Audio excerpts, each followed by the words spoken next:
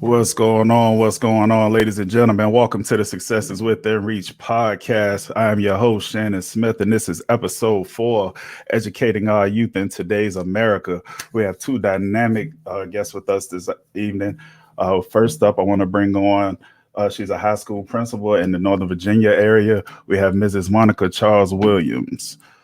Good evening. Good evening. How you doing? All right. And my second guest this evening, she's a special education administrator in the Central Virginia area. We have Miss Myisha Smith, and I want to bring her to the stage. All right. Evening, Good evening. everyone. Good evening. How you all doing this evening? Doing good. Awesome. Yep. Good deal. Good deal. All right. Before we get started, ladies and gentlemen, I want to remind you that you can join in the conversation live. Submit your questions and comments at www.facebook.com/SIWR podcast. One more time at www.facebook.com/SIWR podcast. And also, this is a pretty special episode. So we want to shout out all of our educators, the teachers, the guidance counselors, the principals, the Yes. administrators, the teachers' aides, the unsung heroes that are educating our youth to bring about, the next great generation of leaders. So for this episode from our sponsor, the CEO Within You, if you are a teacher, a counselor, a principal, or an administrator, shout out your school, your city, and your state in the comments. And during our second break, you'll be entered. We're going to pull 3 names for a chance at a $75 Amazon gift card. So once again, if you are a teacher, counselor, principal, administrator, or teacher's aide, drop down in the comments, shout out your school, your city, and your state. And during our second break, we'll pull 3 names out from that group, and you'll be entered for a chance to get this $75 gift card from Amazon. All right. So first up, want to ask you all to tell us a little bit about yourself and why you chose the field of education. And Monica, we'll start with you. All right. So, I've been in education for about a span of about 16 years, and I've taught in New York City public schools. I've taught, in suburbs.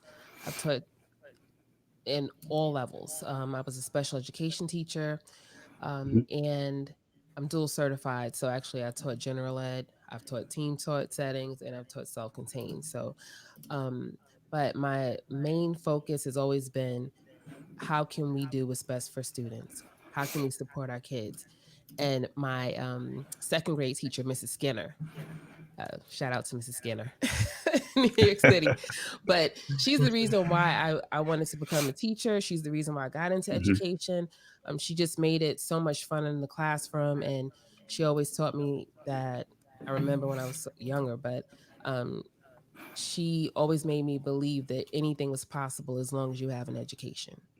So, Nice, nice. All right, Maisha. All right. Well, I have been in education a little under 10 years. I started off, I'm actually a career switcher.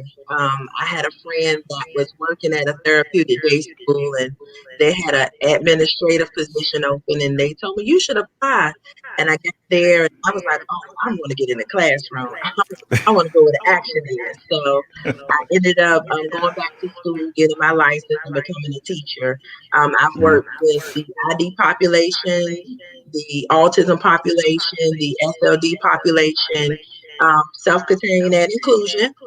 And I just feel like as long as I can change one student one day at a time, that's my motivation to stay in education.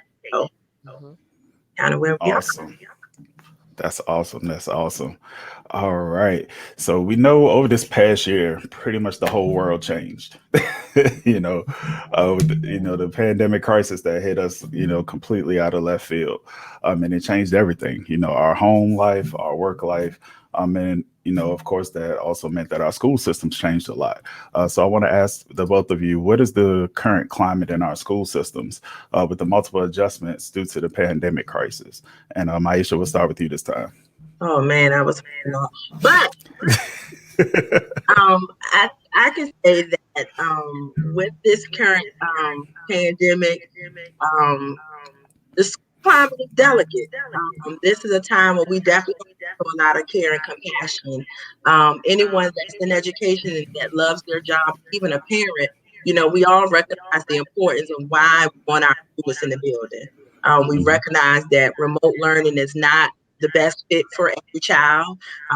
We see a lot of articles every day about the amount of students that are failing due to remote instruction. Me, being in a school with students with autism, a lot of our students have sensory issues. They they can't even sit in front of a computer, and the parents really don't know what to do with them. So, Hmm. with that being said, you have that one hat, but then we also have the safety issue of, being in school in the midst of a pandemic. You know, staff having to come in with their families to go home to, bringing the students and the staff in at one time can be a situation where one person calls the whole school is sick. Hmm. So, you know, I can say that, we're in a place where you have to show a lot of care and compassion. You have to be understanding. Whatever decision that individuals make, whether it's to come to school or stay at home or work remotely, we have to make sure that we are creating a culture that is trustworthy, understanding, building staff morale, and a sense of safety, because all it takes is one case and mass hysteria, fear is built. So, it's a Definitely. very delicate time to be in education, to be a leader in education, to be a parent, to have to make decisions on whether or not your child comes to school. So you definitely, like I said, have to be caring and compassionate. Yeah. Definitely. All right. I'm like, Myisha, I second everything that you just said. That's exactly what the climate is. I mean, everyone, um, I feel like because of all the changes, there's always this uncertainty of what we're doing next, right? And no one likes Hmm. to think about like how you can function when you don't know what's coming next, right? What job Hmm. would you have where that, unless it's education right now, right? Where you would not know what you're doing Yeah. tomorrow. And because of that, there's a lot of fear of the unknown. And you're right, it's managing feelings like with the teachers, um, just trying to comfort them, trying to make them feel like it's okay to come back to school, um, and that we're prepared. I mean, the amount of money that has went into just like different products, cleaning the schools, the technology now that has to be put in because we have the dual learning where it's virtual, but then if they choose to be in person, now we have to figure out how one teacher can manage to teach both. I mean, it's just so many new things that are coming at us left and right. And so I'm hoping though now with like the vaccine and all these different um, different ways that we can start to continue to somehow have normalcy, that the chaos will start to even out and just be normal once again. Maybe not right away, but We're I working think, towards normalcy. We're working towards it. we're working towards it, yeah, right? That's the goal, to I get think it back where, everybody's trying to figure out what that new normal is going to be now. yes, definitely, Including us. Oh, including us. definitely. All right. Do you feel that the resources and collaborative efforts provided have equipped teachers to provide the same caliber teaching versus teaching in person, or are more resources still needed? And Monica, let's start with you this time. Oh man, you could have started with Myisha with this one. I feel like there were, and I know that it's different for every single school, right? The amount of training Hmm. that was put into it. But I remember when the shutdown happened back in April and how there was really minimal um, preparation because we didn't really know what we were preparing for, right? Like it was like, hey, you have to learn this new system and you're going to be online. And a lot of teachers who weren't really good with technology, like, what do you do? Right. And you're Hmm. trying to train them. And it had to be a quick turnaround because the pressure was coming from everywhere. Right. Parents, I want my kid back in school. The kids are like, I want to be back in school. And the teacher's like, I don't know what to do. Um, so I don't think that more resources are needed because honestly, I mean, they were thrown at us. I Okay. just think it's just a matter of people adjusting, and that was never really, that opportunity I feel wasn't given in the very beginning. It was kind of like, what job, like I said, what job do you know, where you go to work one day and they're like, they change up your whole career almost the next day. And that's how some of the teachers were feeling, I think, at that point. Gotcha. Myisha, what's your take on this one? No. I can tell you, when we left on March 11th, I said, I'll see y'all next week. And no clue that I wouldn't see anyone again next week, the next week. I think that I agree with Monica. I think that, and it differs. I think some teachers who are very tech savvy or maybe Mhm. like fresh out of school or have like some IT background, they have taken the virtual learning environment and ran with it. Yep. I think, but for some areas,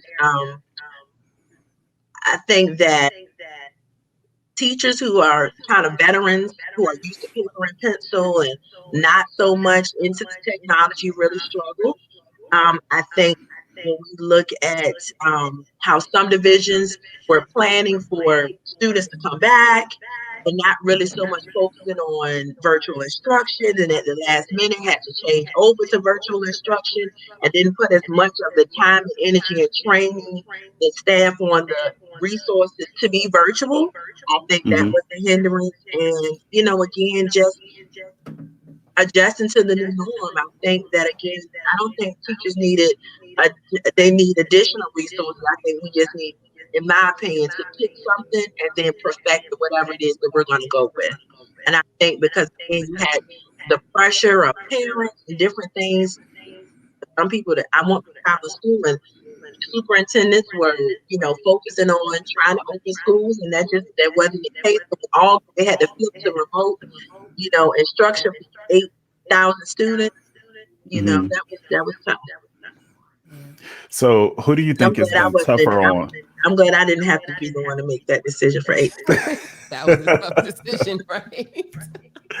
Definitely. Who do you think has been tougher on the parents or on the students?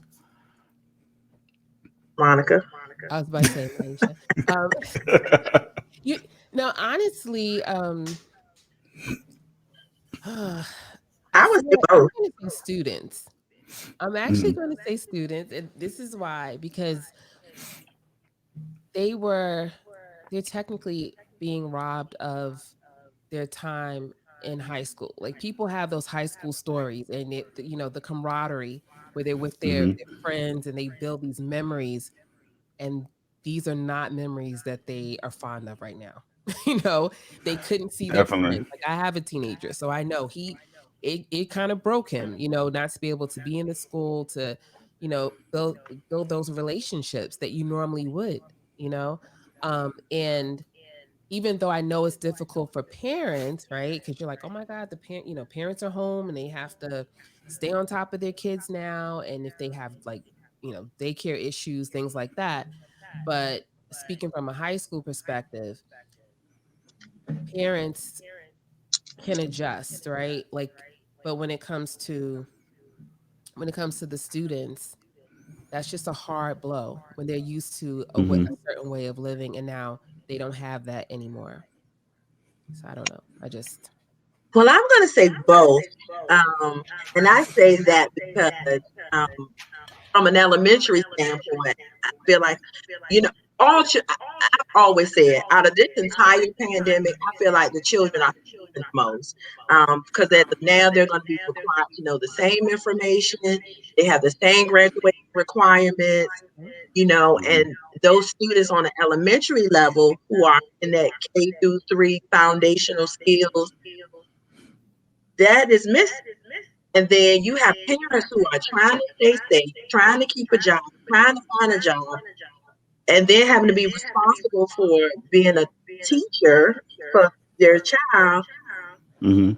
and then possibly teaching a skill that they don't know because they might have some deficits and shortcomings. So that's why for Mhm. me, I just think there's no winner in this situation. I think both is struggling. yeah, you know what, Gotcha. Maisha, the way all right, I'll say both. All But right, I mom. do, I'm kind of siding more with the student, but I understand because, like I said, as a parent, it is tough. But I just feel like my baby girl was supposed to have kindergarten happening right now, and Hmm. your kindergarten year is like everything. You have the pictures, and she has her picture with her headset on and her computer. So, Yeah. Yeah. Yeah, I mean, I know it's hard on the parents because you're managing life, but I know from the outside looking in, like it's heartbreaking seeing it, the pictures that people post of like their kids, And and don't mention if you're the they're parent, and an educator, because I wanted to show my baby little cardboard box on the first day of school and say, right. hey, yeah, virtual mom, but I was in school, so Yeah. yeah. Some of these, especially the little ones, like their faces, it's just heartbreaking. Like to see Yeah. them just sitting at a little cubby, at home when they're used to playing and crappo. interacting. You know.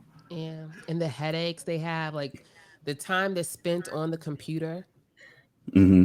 I was is, hoping that was a question, Monica, because I had a whole bunch about that. yeah. Like all Okay, of so my let's talk kids, about it. all of Yeah. my kids had headaches. In the beginning, I had to get them those screen protectors that's supposed to block Hmm. the UV lights and all that. Oh But wow. it was really the amount of time they were spending until teachers adjusted and started putting in more breaks.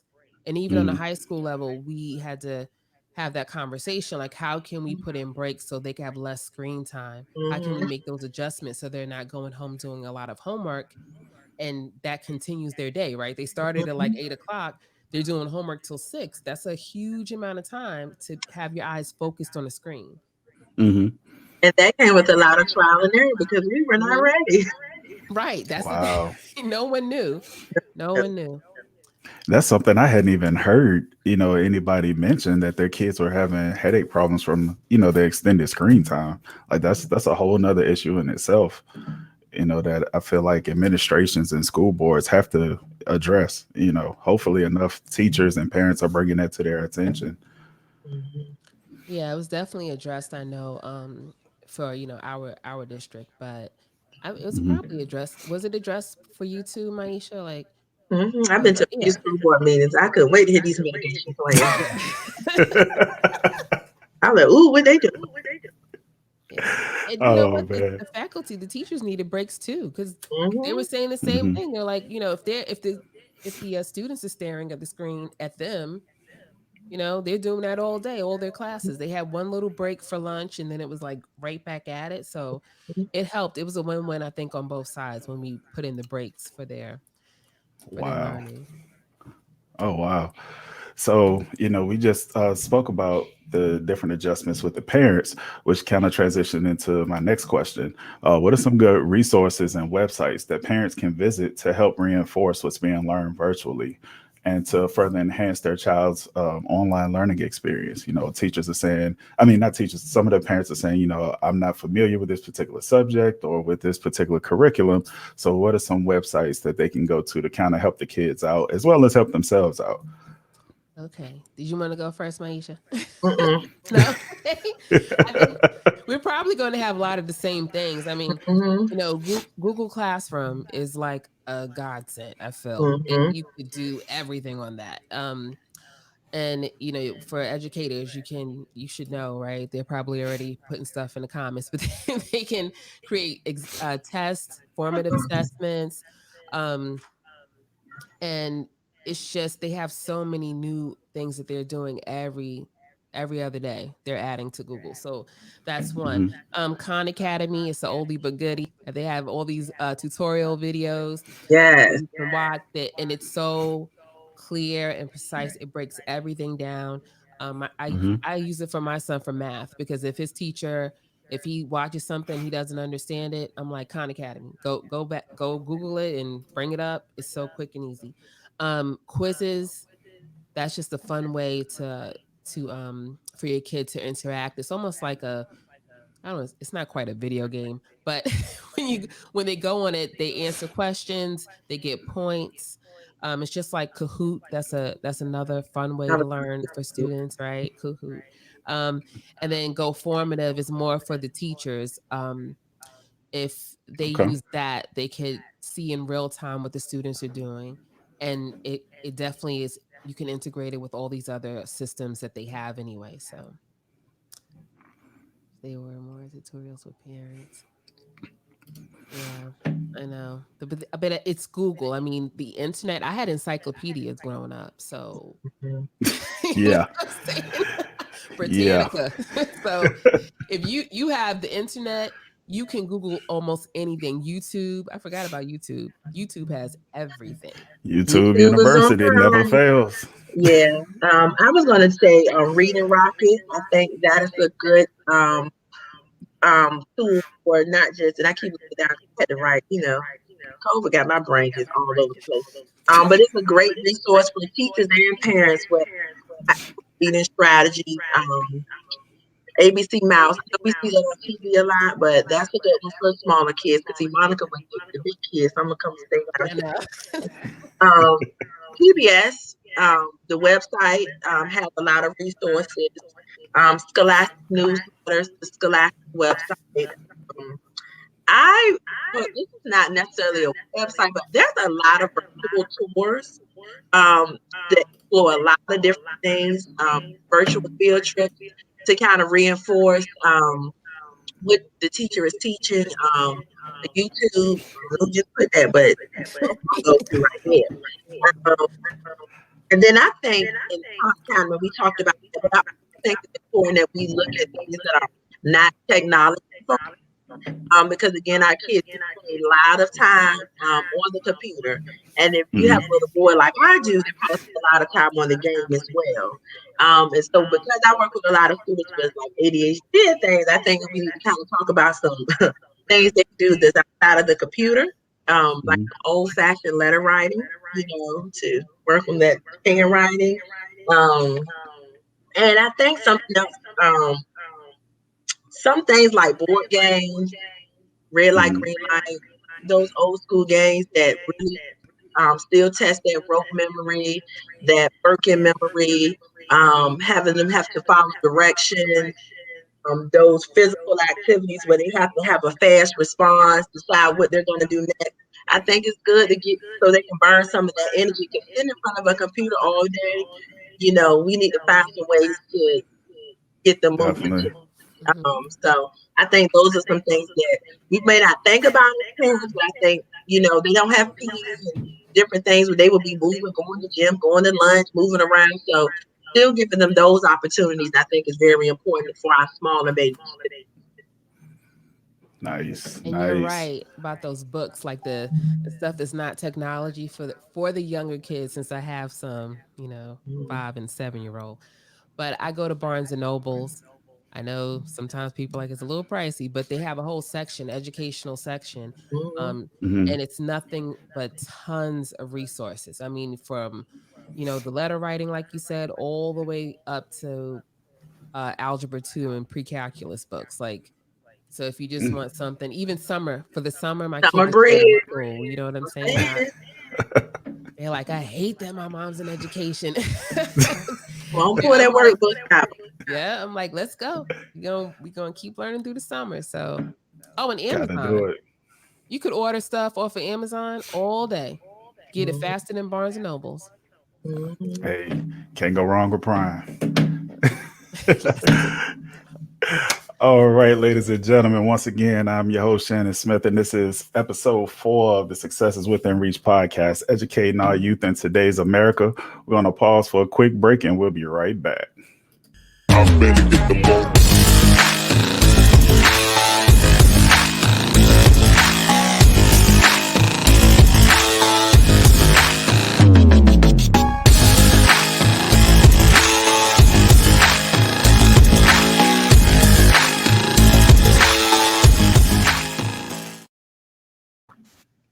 All right, welcome back. Welcome back. Once again, I'm joined by Mrs. Monica Charles Williams and Miss Myisha Smith as we're discussing educating our youth in today's America. All right, so the next question I have for you is what do you believe is the biggest need in order to elevate our children's skill sets and learning experience as we progress them forward into the future? Is it new curriculum? updated books and computer labs, or changes in school hours? Or do you think that is something else?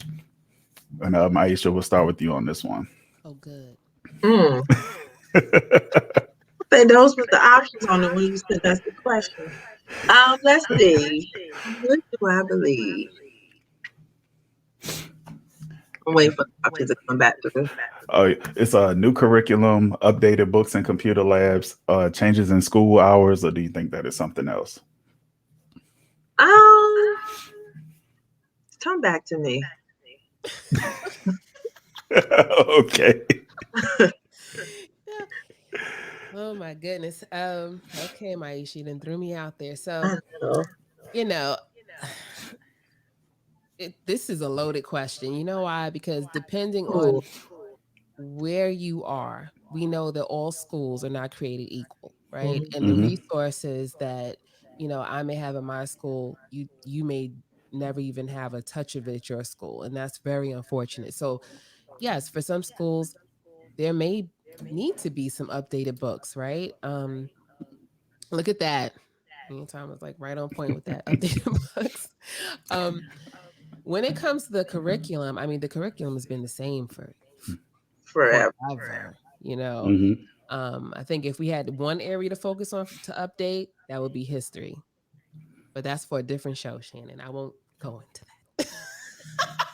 It would be the history curriculum. Um, so, with that being said, besides things within the school, it's really not too much, but just trying to make sure that we have the resources spread amongst all of the schools Hmm. equally and not just some schools. And then the other part is just having the parental support that lacks sometimes in some schools versus Hmm. others.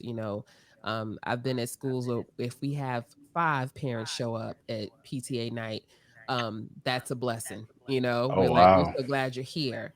And then you go to other Mm. schools, and not only are the parents like, you're like, oh my, am I having a concert? I mean, they're in attendance. Oh, And you Strolling. wow. didn't have food. Yeah, I know. I've had food at other schools and parents still didn't show up. You could have tap danced and Mm. stood on, did a whole show. And they, so I feel like that's the other missing piece. Parents' Hmm. voices have to be heard, especially our voices, right?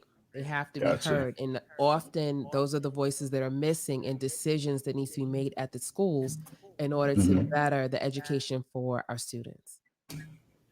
Okay, I'm ready. Okay, good. All right, what you got? So it is so funny because I was just having a conversation with one of my colleagues about textbooks, even though that's not my overall answer. But when we were talking about textbooks and, we were talking about how, back in the day, not today, but, when I was teachers had work, you could follow the curriculum because there was teacher workbooks that had examples and experiments and all types of things that was really right there for the teacher. They didn't have to go looking for anything, but we do have Google now. But I Hmm. think if I had to pick something, I would kind of piggyback off of Monica, and I would talk about equity and closing the educational disparity. I think that when you look at where the decisions are made, a lot of things happen in Northern Virginia because that is where the money is, and that is where parents come and make a lot of money. And they're voting, and they come in numbers to their school board meetings and different things. Um, I guess because I've always worked in Title I school divisions, and I see that there is a lot of resources that come through those Title I school divisions, a lot of training, a lot of opportunities. So, they have a lot of the same resources. But I think, again, when you talk about parents coming in and, being vocal and forceful about what they know is right for their children, I think that's the difference. And again, just really closing that educational disparity, I think, is big. Gotcha. Gotcha. So all of the parents that's out there listening, you heard that. Need you to be active, plug in, get connected with your kids. I think Your kids, parents, your school board, and your local government. Oh, yes. The school definitely, board, definitely. Those definitely. people are getting put in positions, and some of them, don't need to be there, or they don't have the best interest for your kids. So you have to make sure the school boards vote on everything. The superintendent answers to the school board. So if you don't have Hmm. those people in place that have your best interest for your community at heart and for your students, then you are already at a deficit. So all of the parents, you got homework tonight. Go and find out who your superintendent is and who your school board members are, and the third part is when the next vote is. Hmm. That's the homework for all of the parents tonight. Mhm. All right. So I'll flip the same question over to the other side. What I'll is go the first. biggest need? Okay. What's the biggest need in order for our educators to teach at their max potential? Smaller class sizes, updated resources and class materials, or more flexibility in teaching methods? I would say they all play a very important role. And I say that because, again, I'm in a smaller school setting. And so I see the effectiveness of some of our practices because we have smaller classroom sizes. We have a lot of flexibility to try some things that you may not be able to do in a class size that has 15, 20, 25 students. And I Hmm. think that also giving teachers the support. And when I say that, I don't necessarily mean material, but I also think it means the training to deal with the different types of learners, to deal with the different type of behaviors, having the staff equipped to deal with the trauma that comes with the students that comes, depending on your area, having those resources that help parents that they come with their own sense of trauma and they don't know how to advocate for their students appropriately, so it comes off as aggressive and different Hmm. things. Just again, making sure that teachers can teach and that they have the resources around them that they can teach. And again, I also always think class size makes a difference. I know from a fiscal standpoint, that's not always the case, but a Hmm. teacher can do a lot more in a class of less than 15 than they can with a class of more than 15. Um, and again, making sure they have the resources. And when I say resources, they have the skills, to teach the curriculum. Because sometimes teachers don't know how to unpack the students. They don't know how to teach specially designed instruction. They don't know how to get to that person that can't get it the first time to reteach something. So I think all those things are very, very important. Right. Gotcha. And I agree with everything that you said when it comes to smaller class sizes. So you were talking about like Title I schools. Normally they are overpacked, right? Mhm.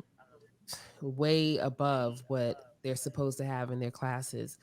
So smaller class sizes, if you have less of you have fewer students in your class, then you're able to really personalize the experience, right? As a teacher, you're able to really get to know them, understand their needs, and as the numbers grow, it's just really more difficult to do that. It's not that some teachers aren't doing it; it just makes it harder, right? Hmm. Um, and then the resources, once again, every school doesn't have the same resources. The trainings that are available in some schools that should be available for every teacher to take is not always there. So yeah, all of them are definitely, I would say, equally important for the success of our students. And you know something that you just made me think about, my COVID brain. Um, with making sure we have the resources and the supports to keep teachers. I think we have a teacher shortage Hmm. in America, but I know in Virginia. And so when you have those schools that have a lot of turnover, Hmm. really not good for the students, because that sense of consistency is constantly changing, and then it's not good for when you are investing resources and time and training in someone that's not there. Then you have to keep investing that in a new staff member every. So I think that just having that support of teachers is really really impacts students. Hmm. Gotcha. All right. Next up is a question that's more individual for you each. What is one thing about your field that you wish you had known before you started? This ought to be a good one. I'll go first because Go ahead. Go ahead. let me get all mine out the way. I think what I did not realize that came with education was many hats that you have to juggle. Hmm. I always knew education as how it was when I was growing up. Um, I didn't, and maybe I just didn't realize, about the food pantries and the closet, the clothes closets, and just the different hats you have to wear in education to make sure that you are reaching the whole student. You Hmm. are the social worker, you are the counselor, you're the family counselor, you know, you are the minister, the preacher. I mean, you wear so many hats outside of teaching this math curriculum from 8 to 3:30. So Hmm. that's the one thing that I didn't realize. And you take a lot of it home with you when you really care about what you do, you care about your students, and you care about your family. So that was the part of education, especially for me, with students with disabilities. My first couple of years, I worked with a lot of students who were in foster homes and different things. I wasn't prepared for that. So that's the one thing that I didn't realize that came with it. Yeah. And look, I'm thinking about all that. I'm like, I went through all those emotions. um,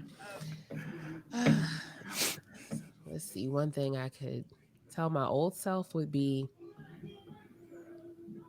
to check my biases Mm. because we all have them, right? Mhm. And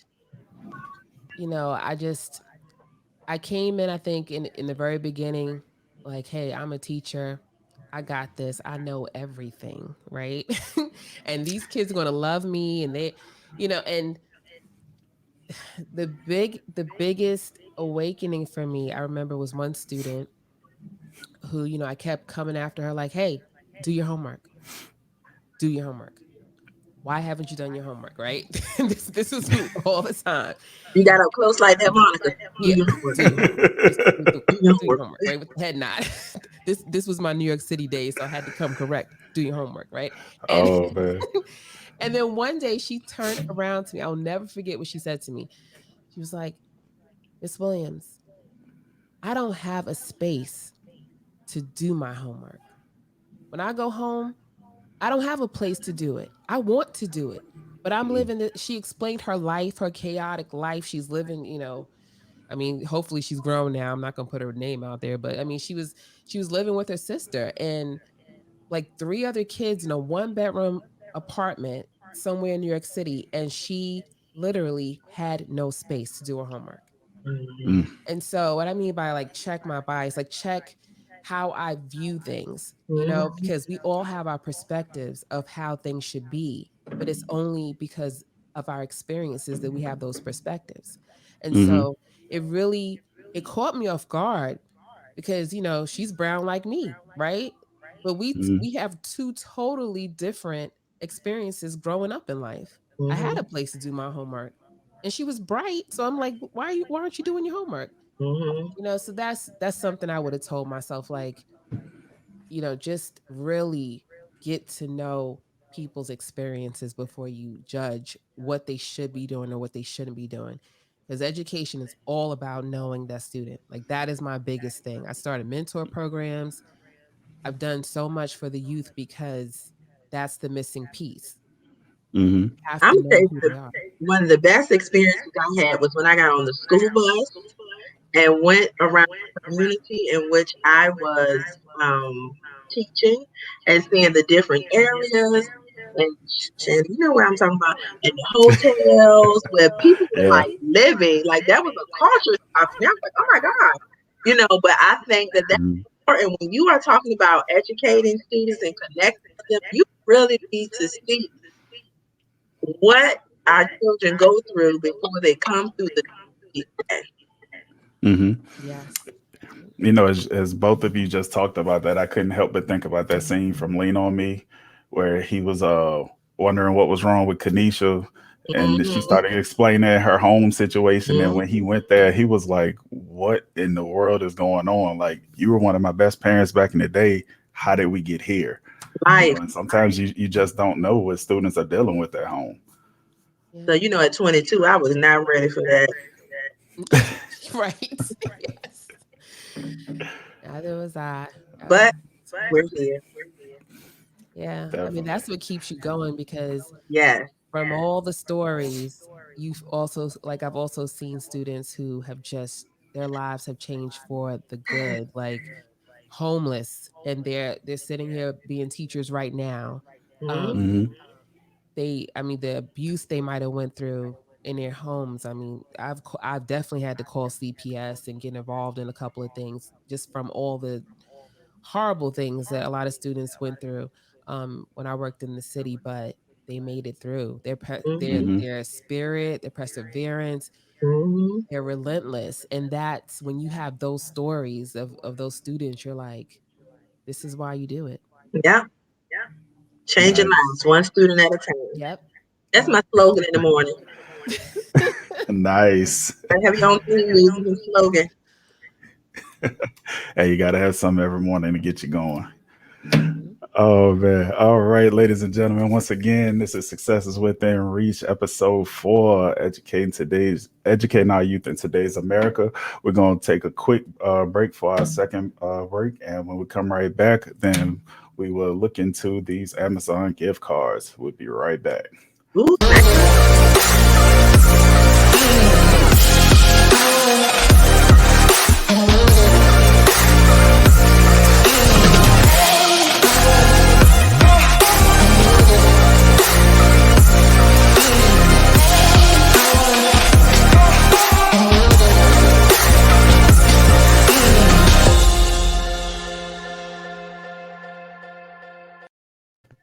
All right, I like the music. I See, know. I was You over are here just jamming like, fancy, oh, let's honey. go. Woo! This is Oh, my remote learning session. That's right. hey, let me know. I'll make you a commercial. I got you. All right, looking in our comments, we have a bunch of comments, but I didn't see anybody shout their school out. Shout it So, out. Not read the comments. if there are any educators that are watching, I'm gonna give you one last chance to shout out your school and your city and your state. Come on. That 75 could go a long way. I give you a few seconds. Going once, going twice. All right. So, since the gift cards are supposed to go to educators, they will go to my guest for this evening. Yeah, I Oh, just asked so I got on mute. Can I get one? Hey, all right. Let's keep it going. Let's keep it going. As we wrap up, I would like to ask you all, because there's always a new generation coming in, a new generation of students, a new generation of educators. What advice would you give to a college student with aspirations of starting a career in the education field? Whoever wants to go first, just jump out there. I'll go first because I'm actually sad this is ending. Let me draw this out because I'm enjoying myself so much. I would definitely tell myself in college, and I would just say this about being in education. I wrote this out. I would just say this period as a young woman. Just make sure you take care of yourself. You cannot pour from an empty glass. You have to find balance in everything that you do.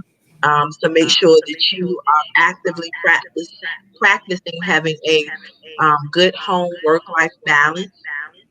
Make sure you have integrity in everything that you do, because you have to remember that although this student may be awful, they may not understand something, they may be the best student in your class, but we always have to remember every student we have, someone is sending the best thing that they have to school every day for us to care for. So just make sure that you are taking care of yourself. You can be the best educator that you can be for them. You'll be surprised how you could change someone's life. So that would be my advice. Yeah. And I would say don't get into it for all the wrong reasons. Like, um, summer's off because the summers are getting shorter. It's definitely not the pay. used, used to be, but not anymore. Um, you want to go into this field with the spirit of knowing that you are impacting our future, literally. Like we say like the children are our future, but they are. I Mhm. know there are students right now who have went into the medical field. They could be my doctor one day. They could be my nurse, right? Like Hmm. you're literally helping to raise our youth. And you're becoming a mentor even if you want to or not. Like so you have to lead by example. You have to show them that they matter each and every day. And go into it with your whole heart. But like you said, you definitely have to have balance. Like don't, work on yourself. You got to work on yourself physically, Take care right? of yourself. Yeah, physically to keep up with them. Goodness, and they're quick to call you old too. Don't you know? Oh, you old, Miss Williams. So they'll tell you stuff like that. So you got to make Oh sure you wow. keep up to date with yourself. But Mhm. also never stop being a lifelong learner. Yes. Oh my God, I forgot that one. Yeah, just you got to keep educating yourself about how to reach them. Um, Hmm. whatever your field that you went into, like, if you majored in English or math or whatever, just keep learning. And just give it your best and be relentless. That's like my favorite word because you're going to come up against all these different scenarios and these difficulties. You could have a difficult administrator, right? No one's Hmm. perfect. I've had some, I know that. But you just have to keep the main thing, which is educating students and knowing that you are in a field that literally teaches Change every life. other field and changes lives. Yes. We do I was not going to get say that paid too. what we get paid. Huh? I was going to say, for my special education teachers, please remember that we are preparing these babies for life after K-12 education. So we need to make the best out of every moment we have with them. Mm-hmm. Mm. Yeah. All right. And last but not least, I want to ask, what has been the most rewarding thing for you during your tenure in the education field? Ooh. All right, I'm going first, Myisha. You know what? For me, I actually have a box, and this is a little personal. I have a box that I put all of the letters that any student has ever written me. Hmm. Any it could be a thank you card, it could have just, anything. And I open up that box on my days where I'm not feeling my best and I read over them. Mm. It's really just about when I look over my life, the old poem about the dash. Do you know that poem? The dash? Vaguely. Okay. I It's don't. look, I remember you're the close, title, but Shannon. I Yeah, remember the title, but not the your whole title, poem yeah. though. I'm But going to it's Google pretty it when yeah, we get it's off it's here. it's one of my favorite poems. It's pretty much like, you have your life, right? When you're born this date, right? And then you end this date. So what are you doing in the middle, right? They counts. And so with Hmm. my dash, right? That little dash there. Mhm. Um it needs to stand for something. And I feel like over these years, I can honestly say whatever happens moving forward, it has meant everything. Oh Oh, my that's God, I'm getting awesome. emotional. All right, we should take over.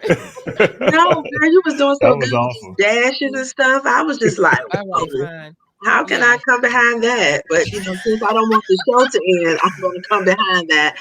I kind of told you my biggest reward is, like I said, just being able to change. I don't care if it's one life, um, Hmm. one day at a time. That's very important to me. Um, so when I have students tell me stuff like, Miss Smith, you are the reason I look forward to coming to school where you make me feel good about myself. That's what I need to be in education. So, like Nice. Monica said, we don't get in it for the money.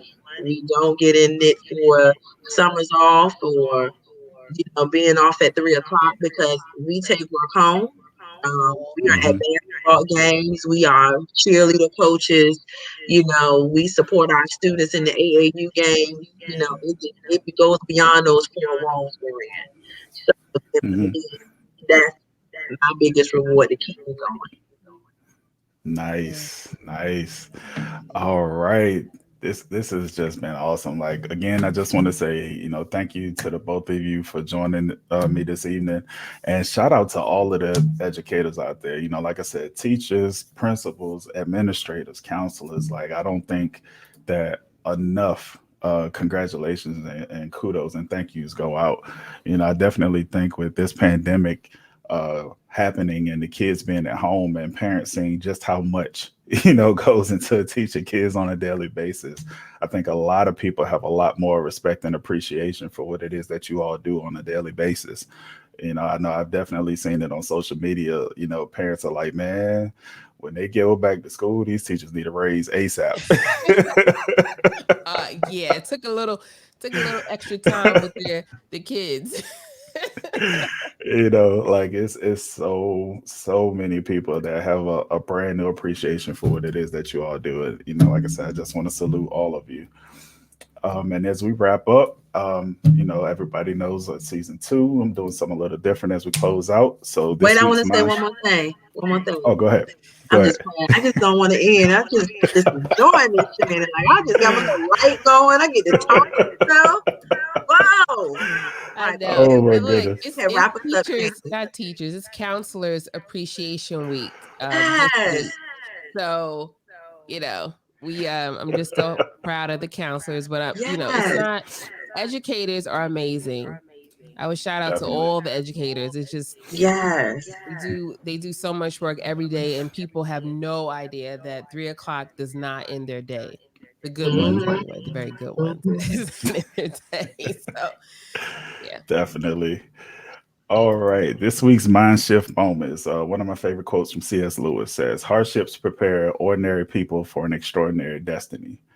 And I think that's applicable for a lot of what people have been going through with this pandemic, but also applicable because, as we talked about, a lot of students have a lot of hardships, and then they come to you all, and you help them to understand that life is not always going to be hard. You help them find the silver lining, as well as you're educating them in the process on life, not just on the curriculum. So just a reminder that there's no easy formula to this thing called life. There's no elevator Mm-hmm. to success. Everything we face is by design and writing the story of our lives. Many people will live comfortably. Some will become rich. A few will even become wealthy. But the greatest impact are those whose story touches, inspires, and changes the lives of everyone they encounter. Mm-hmm. So that is this week's mind shift moment. It was deep, What's Shannon. That was real deep. And I love Hey, C.S. Shannon, Lewis. next time you have Monica and myself up here, make sure I get one of those mics like Monica had. Got you. Thank you. Oh man. I just want to remind everybody out there in the audience, please follow along and subscribe, share. You can find Successes Within Reach on Anchor, Spotify, Apple Podcasts, Google Podcasts, Stitcher, and Radio Public. We're live every Thursday at 8 p.m. and then it's uploaded and you can stream it on Saturdays of the same week. And with that, we remind everybody that you weren't designed to be good, you were designed to be great. See you next week. Be blessed. Yeah. All right, guys.